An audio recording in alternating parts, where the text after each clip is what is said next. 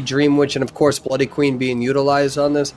But yeah, we see that Mercenary, Gravekeeper, Forward, and Mechanic. This is the main sort of lineup that you should be seeing by most top teams, but there are a few variations of it, so I'm not too surprised by that. And Blood Queen is going to be the Hunter. Would you like to take care of the rotation? No, go ahead, please. I'll just make this quick. This is group layout 1. We call this area Water Jug Ruins, and usually somebody spawns in box, and we may see Blood Queen go over there, but typically a lot of the times they like to go towards Shack. So, going towards Factory. Interesting strategy. Trying to find that mechanic. This Bloody Queen understands, Grizzly. This is a slow decoding team. It's a small map, and I'm going to only try to find the mechanic, and that's exactly what is happening right now, is going only for that mechanic and taking their time because the map is so small and it's a slow decoding team. Take over, Grizzly. And we saw that at the very beginning of the game, Litzler was just rotating through the entire map, just even getting away from the Cypher machines. And we could also see the communication in this team because they knew where the Bloody Queen was. They were communicating it to the mechanic. Mechanic was just getting away, so she can now concentrate on decoding while Morningstar is trying to get to the Gravekeeper. Great job, Created.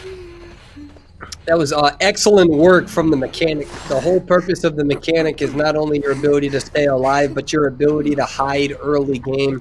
And the mechanic had this weird feeling. Actually, it's not even a weird feeling. The mechanic has great communication with their team, and the team said, hey, they're transitioning away from me. Mechanic understood that, immediately rotated away from that, and that's probably the most important moment of this game so far. That's a very important point. I like how I tried to say it with my own words, and then you're coming in and you're literally repeating what I said, but with like professional technical words and explanations. Thank you. Did you say that? Oh yeah, you did say that. I was trying to say exactly that, but you did say it. You finished your thought. I was just following up. All right, so we can see Gravekeeper took the first hit right here, and Morningstar doing a great job with the mirror, just giving the Gravekeeper no option to get out of there. Fantastic job. We're down to 3 Cypher machines. But again, we already mentioned it, Mechanic is still on the loose. Mechanic is still doing a lot of decoding right now. Morningstar knew that they had to either find the mechanic or another survivor, and they had to bring down that other survivor quite fast because of the mechanic's decoding speed. You can see great dash coming in for the rescue before the halfway mark hit, taking a hit, taking another hit right here. Morningstar will most likely concentrate on the Gravekeeper though, trying to bring him to the chair again. You can see that camera rotation making sure that although they're trying to get that another hit on the Mercenary, they're not losing track of where the Gravekeeper is going, which is a very important point as well. Very important point. Great job bringing the Gravekeeper to the rocket chair for the second time. Can see that there is the great prediction. Wow, that was amazing. Forcing that early save. Gotta be careful about the stun. Swung a little too early, but was able to follow through with it with another hit. And now he's uses excitement. Yep. Really has to catch up to this Gravekeeper though. Oh wow. Exactly, really concentrate on the Gravekeeper right there. Gravekeeper was on the rocket chairs 2 times already, and Morningstar knows that. Not even picking up the forward, at least not right away. Trying to get to the Gravekeeper now, bringing the forward to the rocket chair to put more pressure on the team. Yeah, gotta pick up that forward now because really Morningstar doesn't know how much that decoding is and can't afford a pop. Beautiful elbow pad to avoid that. Really getting away right there. You gotta be careful about the pop though. He's gonna hit them to avoid the pop. Yep, good. This is. I wish I could see the progress. LBM's doing a great job. They really are. They really are. Can still see they are The best thing for LBM is most likely that Morningstar wasn't going for a Gravekeeper, and they have now an additional survivor that could help with decoding. And there you can see Mercenary is getting on the chair. As you already mentioned, she's trying to put pressure on the team. She does not know how far the Cypher progress is. We can see that that one is almost primed. Ford is going down. We have the Cypher pop, comes in a little bit late, but they were able to get away from Morningstar's swing right there. Ooh, now we are in the end game. All Cypher machines have been decoded. They're trying to open up the gate right here. Morningstar needs to bring down at least one survivor and at least one survivor to the chair out of the game to secure at least 1 point and to deny the 5-point game for LBM right there. Doing a fantastic job bringing down the forward, but putting more pressure on the exit gate right here. That's going to be interesting. Forward did a great job here with that rescue. Distracted Morningstar a little bit and really allowing that Gravekeeper to get away, because if that didn't happen, there's a very good chance that this would have been a tie match. And so that was a very important moment. The mechanic hiding in the beginning, as well as that rescue from forward, distracting the Bloody Queen enough for the Gamekeeper, or rather Gravekeeper, to get away. I would expect this to be a one-person elimination. Yeah, that's my thought too. We have the Ford up and running again. You can see Mercenary is getting on the chair. All the other survivors are on the other side. Maybe we can see the Puppet coming through, trying to rescue, and I think that's actually what we are seeing right here. Mechanic and Ford are at the exit gate. Morningstar can use her ability to get over there, but again, gotta be careful with that doll. There we go. And there we go. One-person elimination. Excellent job from the forward in that round. Securing that rescue for the Gravekeeper. Gravekeeper, excellent job. And excellent job from all of the competitors that round. But LBM really showing why they're a dangerous bunch. No doubt, no doubt. Down somebody pretty quickly, then what you can do is you can prevent the rescue. If you can patroller them before the Mercenary can come in, then you prevent the rescue before half. That's usually the strategy that we see with Dreamwitch utilizing a patroller, and we'll see if that's what's happening. We were talking about this strategy yesterday, right? You were explaining it to me. Yeah, it's a very popular strategy. By the way, this is the worst spawn for a photographer. But anyways, this is group number 2. And yeah, we'll see. I can't see if this is a patroller or not. This is literally the worst spawn for photographer. It takes like 7 seconds to activate a camera. It's so bad. All right, let's see. I can't see. We may see blink. Nope, it's patroller. It is.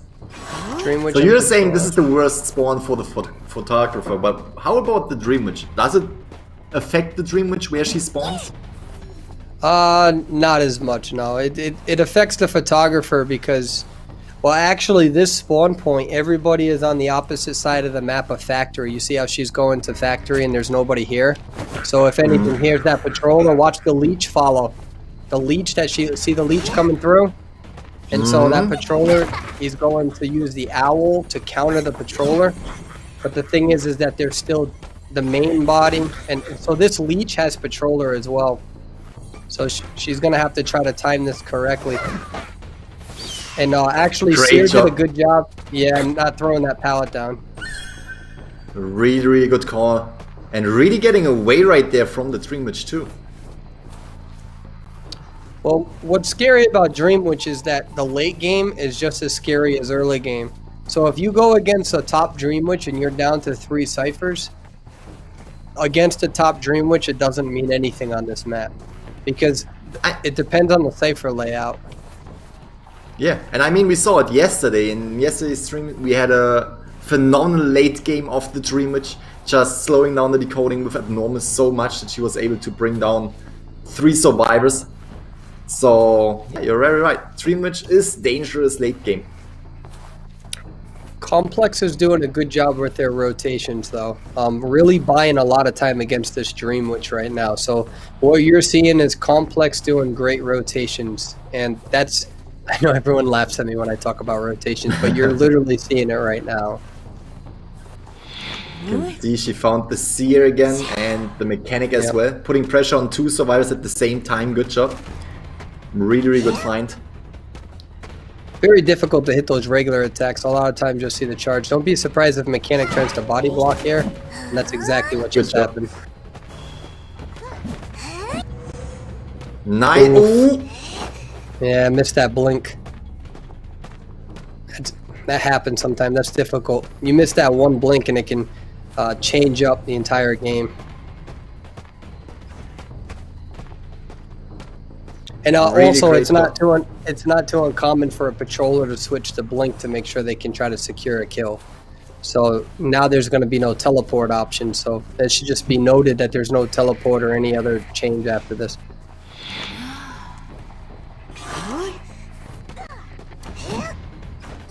Dreamwitch is slowly getting her little leeches all over the map. We can job. See. There we go. Fantastic hit. Mechanic is down.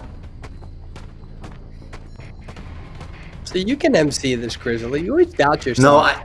No, you can clearly tell that my brain is hurting from watching this. Like I am so slow realizing what is going on.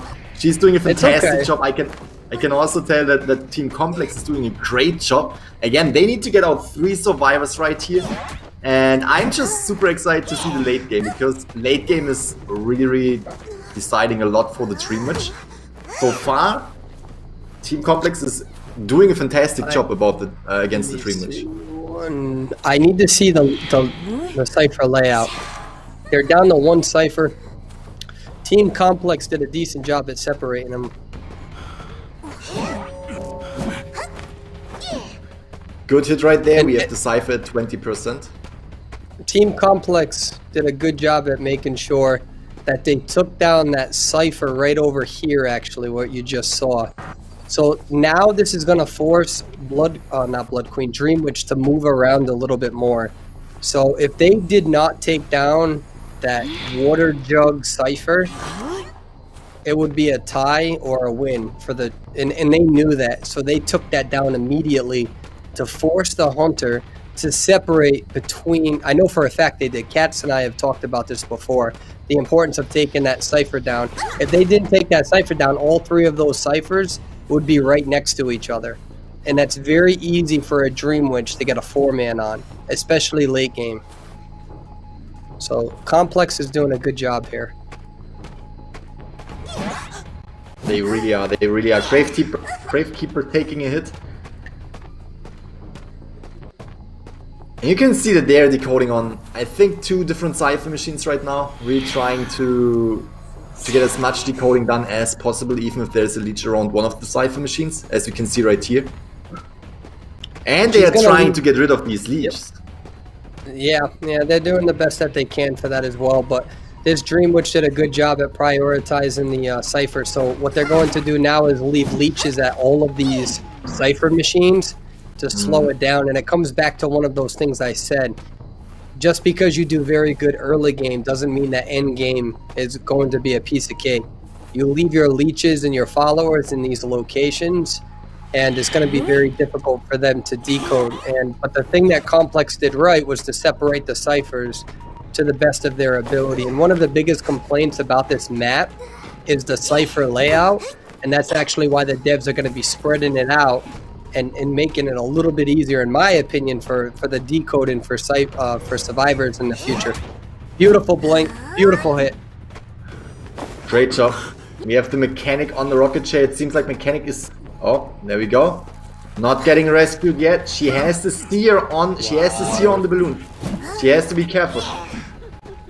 Mechanic was rescued. Oh, good job putting the seer on the cherry quick. And now concentrating on another survivor. You see why I said just because you have a good early game doesn't mean anything for late game. It can be very difficult. This match is not over yet. Great job, great rescue. This is the strongest map for Dreamwitch.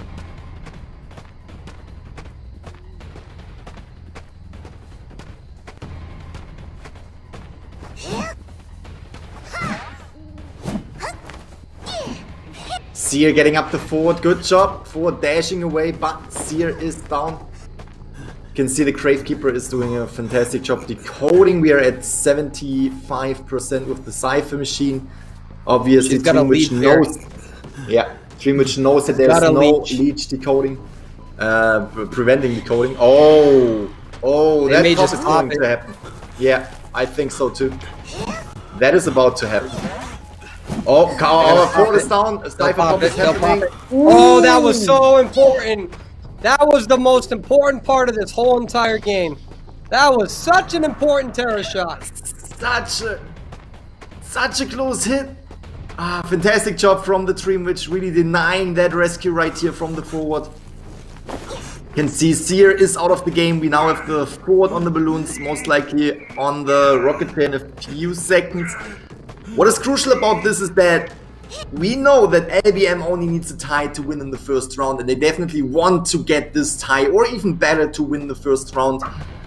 But on the other side, Team Complex knows that as well and is trying to, as you can see right here, utilizing the skills that they still have, most likely trying to go in for a rescue.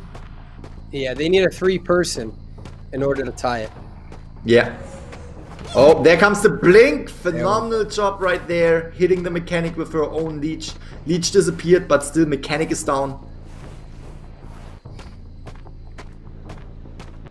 Ford is still on the chair. Yeah, this is difficult for the survivors because the survivors have to put themselves in this position to try to get a 3-person. So that's why they're not trying to get out immediately. But this may turn into a 4-person down. And again, like I was trying to tell the viewers, with Dream, which on Arms Factory, it's the strongest comp in my opinion of the entire game. It's very difficult to beat a good Dream Witch on this map, and this is what we're seeing. Even if you have a good early game, Team Complex did a good job at separating these ciphers. One of the hardest things to do, Grizzly, is coaching a team to make sure they focus on ciphers relative to their placement, making sure that all 3 are not next to each other. But the Dream Witch was still able to really come back. Ooh, that mind game. Oh! Fantastic job from the game Gravekeeper right here. Dude, that was a mind game. He knew that Blink was coming through. He wanted to walk back, and both of them were patient. It paid off for the Gravekeeper, but in the end, as you already mentioned, phenomenal late game for the Dream Witch, getting what I think is a full survival elimination, because Mechanic cannot get up. She might try to crawl to the dungeon at this point, but it's still quite some distance to the dungeon. There comes the leech. Phenomenal late game. 4-person. Do you see why I told you that I'd rather go against a Blood Queen than a Dream Witch on certain maps? You can have a phenomenal early game. You can have a phenomenal early game and still lose that end game. And this is the best representation of why you see Dream Witch being an S-tier hunter. Excellent gameplay from LBM. Good job from Complex with their rotations. They did a lot of things right in this match. That's difficult to go against a Dream Witch on Arms Factory. I'm especially not talking about the field. Wait. No, they got. It's Feaster. It's Feaster. It's a check mark. Is that for real, dude? Am I dreaming, or is this a fantasy, dude? All right, you go in with the group layout, and then I'm. Yeah, this is a group number 3. Expect them to go completely straight over here. Yep, right over here. There's going to be 2 people. We call that working carousel. So in case one is somebody that Feaster doesn't want to go against, then he can transition to the next character. And that's why we're seeing this rotation of the Feaster, which makes the most sense. The other 2 characters are by first stop with the roller coaster, and that's just a disaster to work with. He already found the Gravekeeper, giving him a hit after he used the skill. Great job. And I think he will continue to hunt down the Gravekeeper right here, trying to use his tentacles again. With the tentacles, he can do a lot of damage. He can cut off the ways, he can cut off the exit route of every single survivor, and that is exactly what he's trying to do. We just saw it. There's a tentacle right in front, forcing him to using his skill, taking the hit right there. Now we have a Gravekeeper without any skill left. He's circling around the working carousel right here. But again, controller is coming through. Good job throwing that one down. Oh, wow, excellent discipline from the Gravekeeper. That was really good discipline. extremely good. Just waiting there. He needs to hit a But tentacle now- hit and then follow it up with a regular attack. Ooh, that was close though. That was close. Yeah. Alright, he's He going knew for a he regular needed to at least get one hit right there, but Yeah. had the right idea. Patroller, get a tentacle hit, and then follow up with a regular attack, but excellent job from the Gravekeeper avoiding that. Good jukes. Excellent jukes. Great job from the Gravekeeper. Really knowing how far these tentacles can hit. We saw how he was dodging several tentacles right here. Phenomenal job.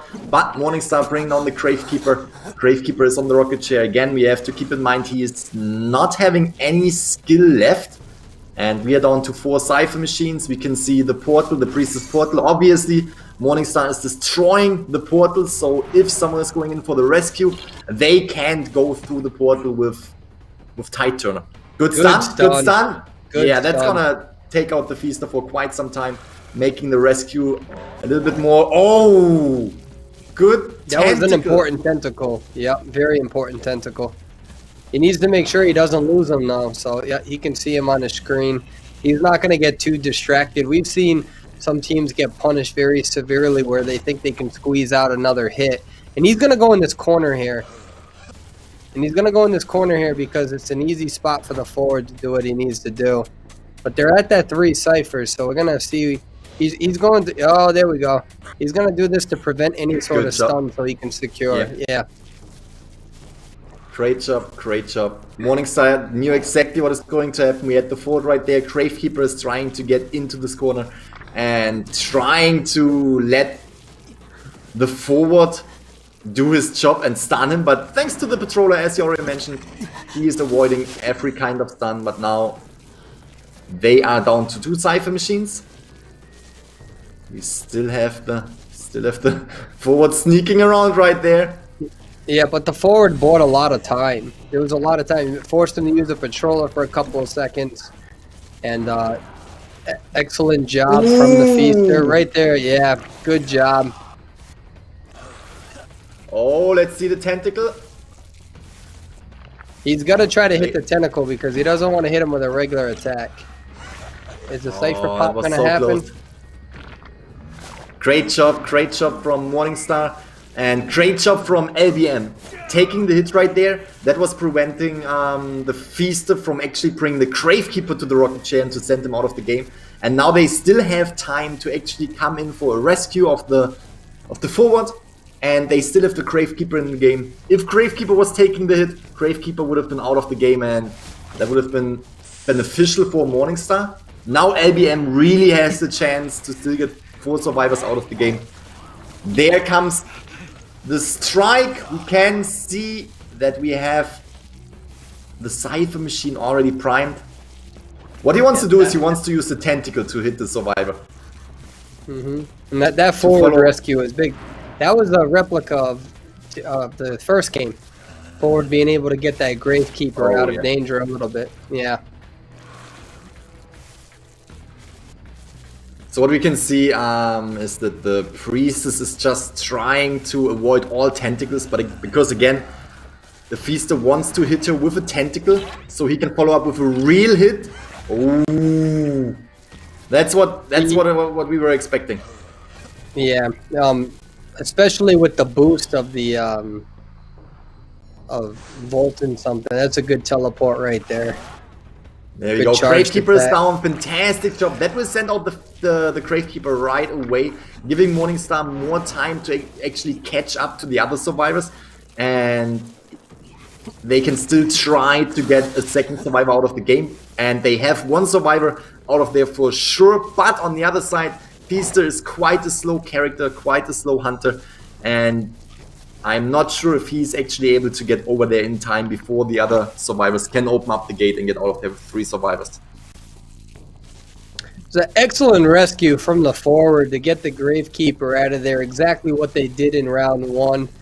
And if you have the ability to do that, you really force the hunter to pick somebody up in case of a Cypher pop. And that really allows somebody to get away. So great job from LBM this match, securing that 3-person escape. Great job from the Feaster as well. Patroller usage was extremely good. There was not, but there was also... Oh no. Good Oh luck. no. But there was also like the Mind's Eye coming in. Mind's Eye... Okay, you know what? Let's not, never mind. Let's get into this. You start this. I'm gonna take over. Yeah, You got let's go. Grizzly, you got this, dude. I wouldn't set you up for disaster, dude. Never. All right. Oh, is this my part? Do you want me to go? Okay, this is group layout number 2. We call that broken carousel. And typically they feel forced to run towards this area. But remember, roller coaster is over here. So what I will say, one thing real quickly, if you go the other way, there's 3 survivors who spawn over there. Or 2, rather, by 2 stories. So anyways, you go. Good luck. So what we have seen right here is that the Dream Witch was actually cutting off the way of the Perfumer, kinda putting her leech in her own leech in front of her, so forcing her to kinda go back where the other leech was already coming. Perfumer was able to actually avoid both of the leeches, and going back right here, you can see Patroller is coming in while the Dream Witch's leech is following up. What we can see right here is the leech is coming in, and she is most likely, nice, good job, hitting on the Perfumer. Was able to use the Insta Perfume, reversing the damage. We can now see there are 2 leeches coming in and kind of putting her into a difficult spot. Perfumer is taking that attack recovery time to actually get into the roller coaster, getting away. I'm not sure if the second stop has been hit, so she might actually get out of the roller coaster right there. No, she's actually going through. Fantastic job, and putting more pressure on the survivors, putting more pressure on the Cypher machines by just putting a leech right next to a Cypher machine that has been decoded, or that was being decoded, I should rather say. I also want to throw this in. I'm extremely excited for this match because, again, Team Complex needs to get 3 survivors out of this game right here to actually continue during this tournament, and therefore they're going to give it their best. And I'm extremely excited to see that we have the Perfumer again, and she is in a pretty difficult situation right here. We had a leech in front of her and right behind her. Phenomenal multitasking from the Dream Witch, just, you know, pretty much forcing the Perfumer to go towards one of the leeches. And there we go, Perfumer first survivor on the rocket chair. Can see that we still have the Patroller on the Hunter. We already talked about this earlier in the match before, that the Patroller is a great way for the Dream Witch to get hits, because first of all the leeches have the ability to use their Patrollers as well as the main body, and we can see that Andrew, the Gravekeeper, is coming through with a great rescue, taking the hit right there, coming through with, oh, nice tide turner, giving the Perfumer more time to get away, and taking another hit that might actually end up in being... That actually might up ending... Is she... As always, confusion with the Dream Witch. She seems to actually go for the Dream Witch, and she is still trying to follow the Perfumer as well. We can see survivors are doing a great job. They're down to 3 Cypher machines, but we still have to wait for the late game. We saw this before, and it might happen again. Dream Witch is extremely powerful late game. We saw Perfumer was taking a hit and is going down for the second time and might get on the chair for a second time, but we have the fort right there. Keep in mind that we have Patroller ready right now, so it might... Oh, great stun, great stun! Great stun. That might rescue the Gravekeeper right here, and still the Perfumer is down. Which the forward Cats is trying to protect. But again, we have a bunch of leeches around right here. These leeches could potentially absorb a stun. What is... Yeah, oh, going around! Dude, going around, rescuing the Perfumer. Still, the Perfumer was getting a hit with the leech. That was a great job from Cats, but we have to give it to the Dream Witch. She was calling it. There we go. Again, beautiful another stun. Great rescue. Perfumer is out of there. We have Cats trying to body block right here and not being able to body block though. Perfumer is down again. Whew. They were You're doing a good job. You got it, Grizzly. You nailed it. And the big thing here to also explain is how complex Cats is doing a good job at distracting this Dream Witch in order to really get that last cipher down. And that's a very important part as well. But Grizzly, you did a good job at trying to explain exactly what Dream Witch was doing to counter the forward, and the forward followed up with 2 really good stuns. Those 2 stuns that Cats did was pretty impressive, and the Dream Witch, the ability to adapt from them and set themselves up for the countermeasure is very impressive as well. And remember, this is the difference between Arms Factory and Moonlit. Your late game on Arms Factory is significantly better than your late game on Moonlit as a Dream Witch. So that's why a lot of Dream Witch players and mains usually prefer playing on Arms Factory first. That was, again, we just saw a great job from the Dream Witch using one leech to try to body block the hit from the forward. Forward was realizing that it was an extremely difficult situation for him because he can take a hit as well. Therefore, the Perfumer was sent back to the mana. First Survivor is out of the game. Survivors are down to 1 Cypher Machine. As far as I can tell, that 1 Cypher Machine that they are concentrating on is already at around 70%, if not even more. Gravekeepers, oh, there it is. Ooh, wow, beautiful Terror Shock! Wow! Terror Shock. Really, really using that chance right there, using the leech, bringing down the Mechanic. You can see that Gravekeeper and Mechanic are down. Mechanic is on the rocket chair right now. We have the forward who is already injured. Forward who is already injured. You can see Dream Witch is concentrating on the forward right here, trying to get him away from helping up the Gravekeeper. Oh, nice blink, but wait. Yeah, alright, forward is down, at the same time. Gravekeeper got up. I was looking at the right and I was like, why is there 1 Survivor still running? Oh, that's the Gravekeeper. Gravekeeper is taking the hit now. He's trying to rescue, but it might be too close. Ooh, phenomenal job. Terror Shock changed the whole match. Yeah, that Terror Shock was an excellent Dream Witch. Really switching over there, giving the Mechanic the Terror Shock. We have the forward on the ground. Forward can get up. That's why Dream Witch is concentrating on going for the forward first. We already saw that the Gravekeeper. Oh, dude, what? 2 chukes right here and coming through with another one, but that was not successful. Concentrating on the forward because Gravekeeper already got up and can do it again. What a match! And this time Dream Witch did not have to wait till the late game to show her potential, to show her skills. Phenomenal hits with the Dream Witch, really